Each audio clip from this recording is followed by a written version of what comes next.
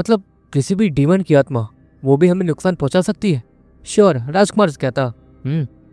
Demon की आत्मा वो कर सकती है जो कि असली डीमन भी नहीं कर सकता है। श्योर, लेकिन हाँ, डीमन को अपनी आत्मा को शरीर से निकालने के लिए अपने शरीर को मारना होता है, जिसमें उन्हें बहुत ज़्यादा दर्द तो होता ही है। क्या तुम अपने आप को मार सकते हो इस आस में कि तुम्हारी आत्मा बाहर आएगी?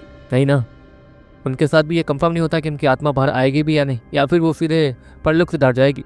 इसके लिए आत्मा की ट्रेनिंग करनी होती है, ताकि मरने के बाद तुम्हारी खुद की आत्मा के पास खुद की सोचने की ताकत हो। मतलब जैसा दिमाग तुम्हारे शरीर के अंदर है, वही दिमाग तुम्हारी आत्मा के अंदर भी आना चाहिए। और तो ताकत के लिए तो और भी ज़्यादा ट्रेनिंग करनी होती है, ताकि वही ताकत जो कि तुम्हारे बॉडी के अंदर है वही तुम्हारी आत्मा के अंदर भी आ सके। क्योंकि आत्मा वो तुम्हारी बॉडी से अलग होती है। न्यूरोकोर तुम्हारे शरीर के अंदर है, इंसानी शरीर के अंदर, लेकिन तुम्हारे आत्मा के पास न्यूरोकोर नहीं होगा।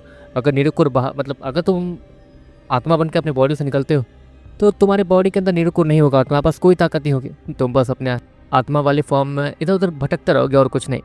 वो राजकुमार श्योर कहता, नहीं, मैं इंटरेस्टेड नहीं हूँ अपनी आत्मा को बॉडी से निकालने में।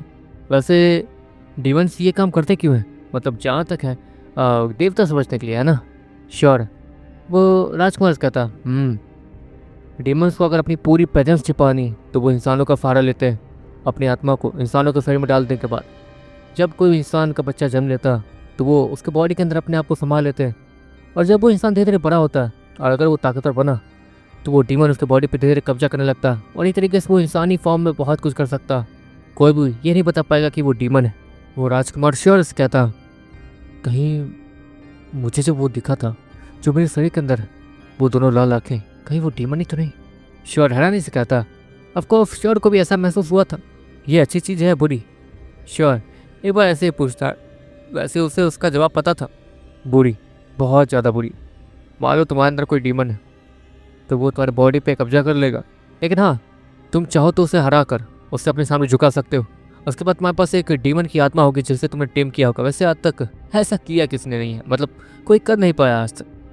वो राजकुमार श्योर से कहता, वैसे आज तक इतने कितने केसेस हैं जिसमें? श्योर राजकुमार से कहता, अब तक टोटल 4 केसेस आए हैं जिसमें डीमन की आत्मा ने किसी इंसान के ऊपर हावी हुआ, मतलब किसी इंसान के ऊपर हावी हुआ। उनमें से एक डीमन टेमर था जिसने उस डीमन की आत्मा को टेम करने की कोशिश की थी और वो कामयाब भी हो रहा था। लेकिन अफसोस, डीमन और डीमन की आत्मा में बहुत ज़्यादा फ़र्क होता, इसलिए दोनों को, मतलब दोनों का टेम करने का तरीका भी शायद अलग है। लेकिन वो तरीका आज तक कोई ढूंढ नहीं पाया। और क्योंकि ये सिर्फ एक बार हुआ तो कोई भी डीमन टेमर इस पर रिसर्च भी नहीं कर पाया, क्योंकि जिसके साथ ये हुआ वो जिंदा नहीं था। उसके बॉडी के ऊपर डीमन ने कब्जा किया तो हमें और डीमन टेमर्स को मजबूरन उसे मारना पड़ा। वो राजकुमार श्योर कहता, श्योर है। वो उसके बाद समझ जाता, समझ गया, मतलब सलूना दीदी को मुझे बचाना होगा एक तरीके से, है ना? श्योर है। वो राजकुमार से कहता, कुछ भी करके बचाना होगा। हाँ, वैसे इसका एक रिचुअल है जो कि मुझे पता है। उस हिसाब से उस डीमन की आत्मा को हम लोग बाहर निकाल के उससे बात कर सकते हैं। बाकी उसके बॉडी को छोड़ना है या नहीं वो तो उस डीमन के ऊपर ही है, या फिर हमें ज़बरदस्ती उस डीमन से फिरोना की बॉडी को छीनना होगा। उसके लिए करना ये होगा कि तुम्हें अपनी आत्मा को फिलोना की बॉडी के अंदर डालना होगा, जहाँ पर तुम्हारी आत्मा जाकर उस डीमन से लड़ेगी और उसे हराने के बाद फिलोना की बॉडी फ्री हो जाएगी। लेकिन हाँ, जहाँ तक है डीमन की आत्मा मरने से पहले फिलोना के बॉडी को नुकसान पहुँचाने की जरूर कोशिश करेगी, तो हमें, मतलब तुम्हें उसे भी संभालना होगा। वो राजकुमार श्योर कहता, मैंने कहा ना, मैं अपने बॉडी से आत्मा निकालने में इंटरेस्टेड नहीं हूँ, तो बार बार आप, मतलब किसी भी टाइप की चीज़ों को समझाने के लिए मेरा इस्तेमाल क्यों कर रहे हैं, मतलब मेरी आत्मा का? श्योर, वो राजकुमार कहता, क्योंकि जहाँ तक है बातचीत से आज तक कुछ काम हुआ नहीं है, तो और तुम अपनी बहन से प्यार करते हो तो तुम्हें ये करना होगा। वो राजकुमार श्योर से कहता, और श्योर, मैं सर को हाँ मिलाता। वैसे मुझे सीखना तो होगा, क्योंकि शायद मेरे अंदर भी कोई डीमन है। वो कभी ना मुझसे बात भी करता था, लेकिन आज तक उसने मेरे साथ कोई सौदा या फिर कुछ किया नहीं है, या फिर कुछ भी। वैसे क्या डीमन सौदा करते, कंफर्म सौदा करते ही हैं? श्योर, वो राजकुमार कहता, सारे डीमंस नहीं, कुछ डीमंस होते हैं जो कि जिनकी आत्मा कमज़ोर होती है और वो धीरे धीरे ताकतवर होते हैं। ठीक है, जब तक वो कमज़ोर रहते हैं तब तक वो इंसान के साथ सौदा कर लेते हैं। लेकिन जो ताकतवर डीमन है, जो कि आसानी से तुम्हारे बॉडी पे अभी भी कब्जा कर सकता है, अगर वो ताकतवर डीमन तुम्हारे बॉडी के अंदर है तो फिर तुम्हारे साथ सौदा करने की जरूरत नहीं है। वो बस एक परफेक्ट मौके का इंतजार कर रहा है, और वो मौका जैसे उसे मिलेगा वो उसे छोड़ेगा नहीं। वो तुम्हारे बॉडी पे कब्जा करके उस मौके को हासिल करने की कोशिश करेगा, जिससे हो सकता है कि वो और भी ज़्यादा ताकतवर हो जाए या फिर कुछ ऐसा। वो राजकुमार श्योर से कहता है और श्योर उसकी बात समझ जाता है। जहाँ तक है मेरे अंदर जो डीमन है वो मुझसे कहीं ज़्यादा ताकतवर है और ये बात मुझे लगता है कि मुझे किसी को बतानी चाहिए। श्योर हैरान इसके और थोड़ा मन ही मन सोचता है, लेकिन वो मेरी बॉडी के अंदर रहता है। लेकिन मुझे ये समझ नहीं आ रहा है कि क्या मेरे समय में भी डीमंस एग्जिस्ट करते हैं, क्योंकि जहाँ तक है इसकी आत्मा मेरे बचपन में मेरी बॉडी के अंदर गई होगी। हाँ, मतलब उस समय डीमंस, मतलब हमारे समय में भी डीमंस छिप के रह रहे हैं। श्योर ऐसे एक डाउट क्लियर करते हुए मन मन सोचता, हो सकता है। और जहाँ तक इस डीमन की ताकत है, मतलब ये डीमन ताकतवर तो बहुत है और मैं साफ साफ बता सकता हूँ कि ये कोई ऑर्डनरी डीमन नहीं है जिसने मेरी बॉडी के ऊपर कब्जा कर रखा है। श्योर यही सब सोचते सोचते और उस राजकुमार से थोड़ी बहुत बातें करने के बाद वापस अपने रूम में आ जाता, जहाँ पर फिलोना जाग चुकी थी। आप उठ गई? श्योर फिलोना से कहता। हाँ, मुझे लगा कि तुम लोग नहीं आओगे तो मैं सो गई थी, चलो चले। फिलोना श्योर से कहती है। श्योर फिलोना और मैग्रॉन के साथ वापस अपने टाइम में आ जाता है, जहाँ पर श्योर वो उस बीस्टमा ऑर्गेनाइजेशन में आया था। तो ये है वो नई सिटी। मैं सामने यहाँ काव्या के साथ घूमने जाऊंगी, फिलोना श्योर से कहती है। वैसे भी मैंने आपकी ताकत यहाँ के हिसाब से बढ़ा दी है, तो आप यहाँ भी घूम फिर सकती हैं, आपको कोई परेशानी नहीं होगी। काव्या का आज काव्या के स्कूल जाना है हमें। श्योर वो फिलोना से कहता। फिलोना को यहाँ के स्कूल्स के बारे में बहुत कुछ पता चल चुका था, इसलिए स्कूल्स के बारे में सुनने के बाद वो समझ गई थी कि ये स्कूल्स एक तरीके से किसी भी टाइप के टावर से कम नहीं है। प्राचीन समय में लोग महल के चारों तरफ बने हुए टावर्स, टावर 1, टावर 2, टावर 3 और टावर 4 में ही ट्रेनिंग किया करते थे और उन्हें वहीं पे सब कुछ बीस्तों के बारे में सिखाया जाता था। ये बिल्कुल वैसा ही था। फिलोना तुरंत ही तैयार हो जाती है और श्योर के साथ स्कूल के लिए निकल जाती है। काव्या, फिलोना और श्योर वो बस 3 लोग ही गए थे। मैग्रॉन वो बस सोना चाहता था, क्योंकि रात में जो परेशानियाँ होती थी उसमें वो थक जाता था, इसलिए वो पूरा दिन आज आराम करने वाला था। श्योर, काव्या और फिलोना देखते देखते स्कूल पहुंचते हैं और श्योर को एक कार्ड भी दिया गया था ताकि वो स्कूल में एंट्री ले सके, लेकिन सिर्फ एक बार। अगर वो आज फेल हो जाता है तो वो दोबारा स्कूल में एंट्री नहीं ले पाएगा, ना ही काव्या के साथ ना ही किसी के साथ।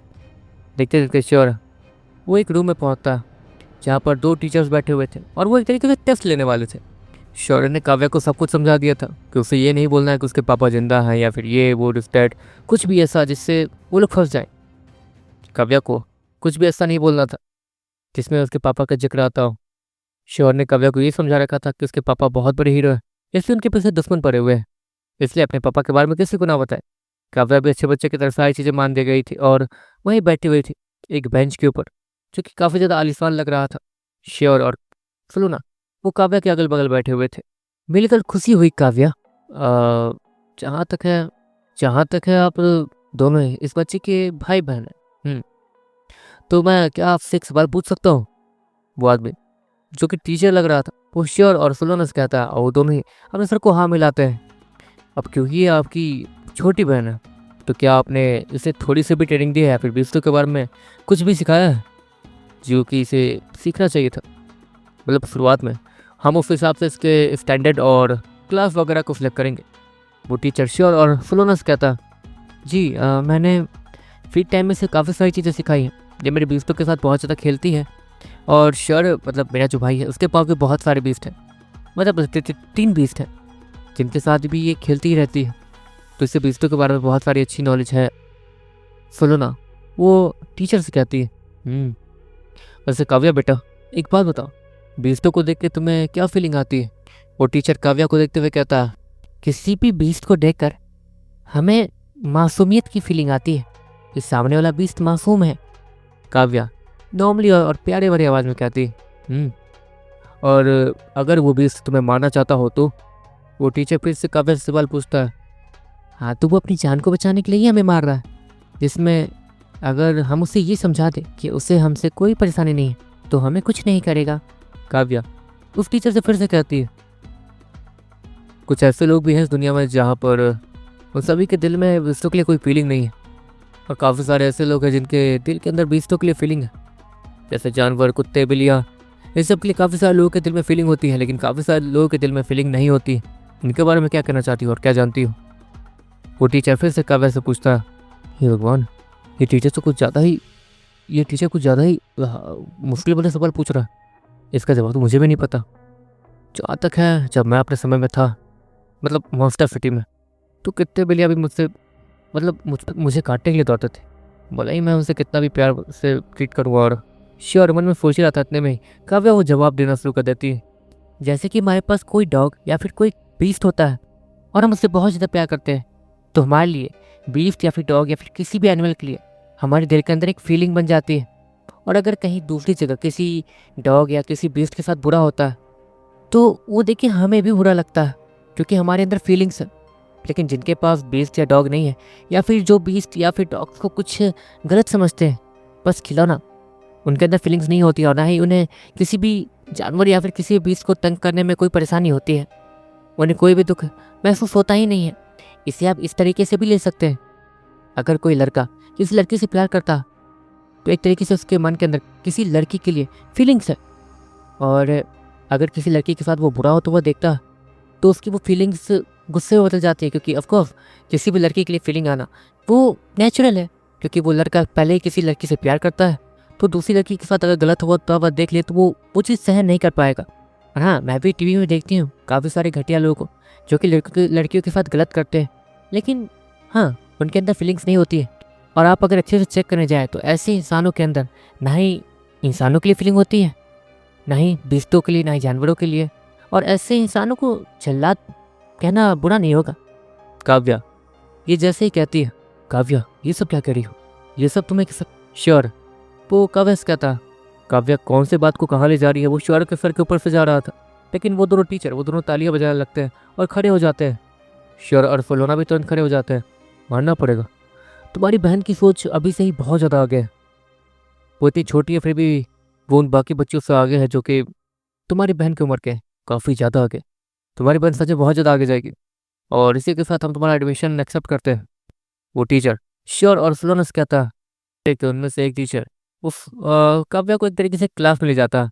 श्योर और सुलोना भी इस क्लास को अच्छे से चेक करते हैं, जहाँ पर सभी को ये बताया जाता है कि श्योर एक 20 है। तो सभी लोग खड़े हो जाते हैं। उनमें से काफ़ी सारे बच्चे तो श्योर के ही उम्र के थे। अभी यार, ये तो हमारी उम्र का है, ये वही लड़का है ना, याद करो। लेकिन कल तो मैं आया ही नहीं था, ये हमारी उम्र का, इसके पास निरोकोर है। अरे बाप रे। सुनिए, क्या आपके पास बीस्ट भी होंगे? एक बच्चा हाथ उठाते हुए कहता, हाँ। इतना कहने के बाद श्योर वो अपने म्यूटेंट लिजार्ड को बाहर बुलाता है। और म्यूटेंट लिजार्ड काफ़ी साइज में बड़ा था और कमाल का दिख रहा था। उसके बॉडी के ऊपर वो क्रिस्टल्स वो बहुत ज़्यादा चमक रहे थे। क्या बात है, आपके पास तो सच में काफ़ी कमाल के बीस्ट हैं। वो टीचर भी श्योर की तारीफ करते हुए कहता, जी। श्योर भी स्माइल के साथ कहता, बच्चों हमें इनसे कुछ सीखना चाहिए। तुम इनके ही उम्र के, और ये तुम्हारी उम्र में नीडो को जेड करके यहाँ तक आ पाए, तो पता है ये लोग 4 स्टार सिटीज़ आए हैं। किसी भी सिटी में लेवल अप करके आगे वाली सिटी में जाना ये बहुत बड़ा टास्क होता है।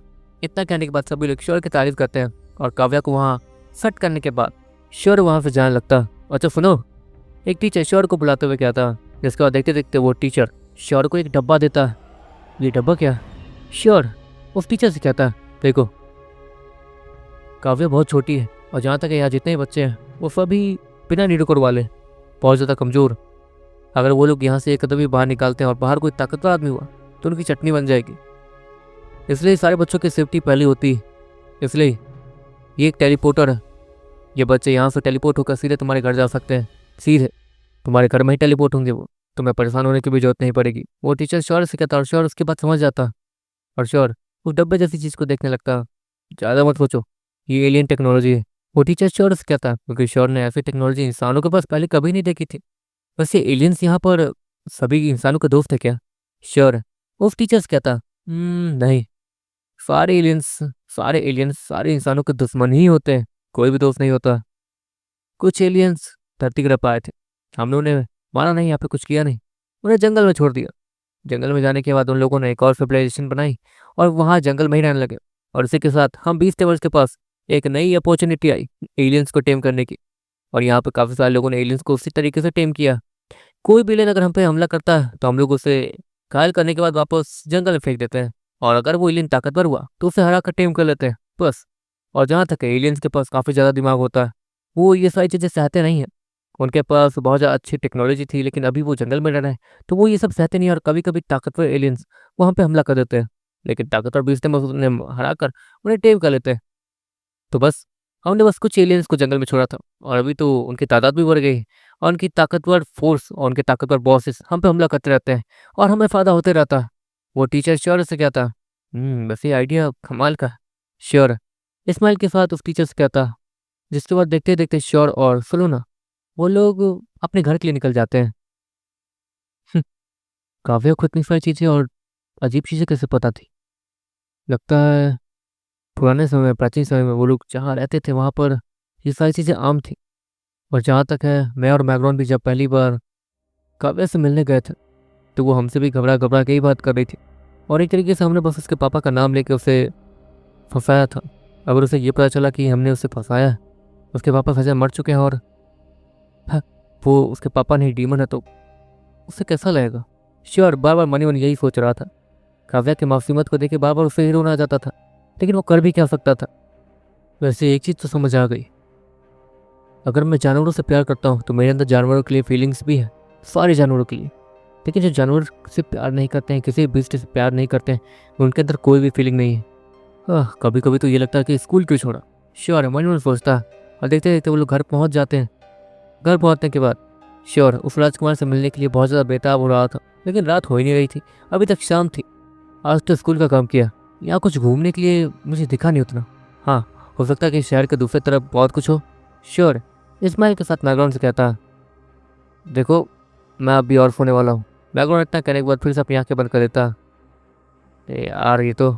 श्योर इतना कहने के बाद चुपचाप उस बिल्डिंग से बाहर निकलता और उस 5 स्टार सिटी को एक्सप्लोर करने के लिए निकल जाता, ताकि उसे कुछ नया और अच्छा दिख सके। कुछ दूर ट्रैवल करते ही श्योर को एक अजीब सा बोर्ड दिखता, विंड एलिमेंट फाइट। ये कुछ नया। श्योर इस्माइल के साथ कहता, लेकिन वहाँ पर सिर्फ यही लिखा हुआ था, विंड एलिमेंट फाइट, और लोकेशन दिया हुआ था। श्योर तुरंत ही उस लोकेशन को नोट करता और उस तरफ निकल जाता। विंड एलिमेंट फाइट क्या? श्योर इतना कहते हुए उस जगह पर तुरंत पहुँचता जहाँ पर काफ़ी सारी भीड़ लगी हुई थी। एक्सक्यूज मी, मैं यहाँ नया हूँ, यहाँ पर क्या हो रहा है? श्योर एक आदमी से कहता, ओ बच्चे देख, यहाँ पर विंड एलिमेंट फाइट हो रहा।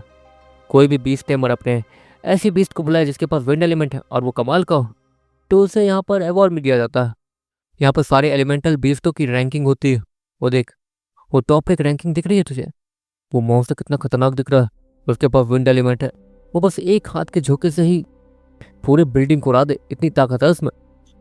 वो आदमी श्योर को समझाते हुए कहता, और अगर मुझे इसमें अप्लाई करना हो तो मतलब मुझे अगर इसमें श्योर वो उस आदमी को इससे पहले की और भी पूरी बात बताता। आसान है, तुम्हें बस आगे जाना है और वहाँ मौजूद किसी भी फाइटर को चैलेंज करना। वो आदमी श्योर से कहता, देखिए देख बच्चे, तुम अभी बच्चे हो, माना कि ताकतवर हो, लेकिन अभी अभी 4 स्टार सिटी से आए हो, इसलिए अभी इन सारी चीज़ों में घुस जाना अच्छा नहीं है। वो आदमी श्योर को पहचान गया था, क्योंकि आपको श्योर की वजह से काफ़ी सारे तमाशा वगैरह हो गए थे इस पूरे शहर के अंदर, इससे श्योर को काफ़ी सारे लोग जानने भी लगे थे। और अगर श्योर को कोई यहीं भी जानता तो एक तरीके से श्योर है वो, अब उसकी बॉडी इतनी अच्छी तो हो ही गई थी कि कोई उसे 17-18 साल का ना समझे।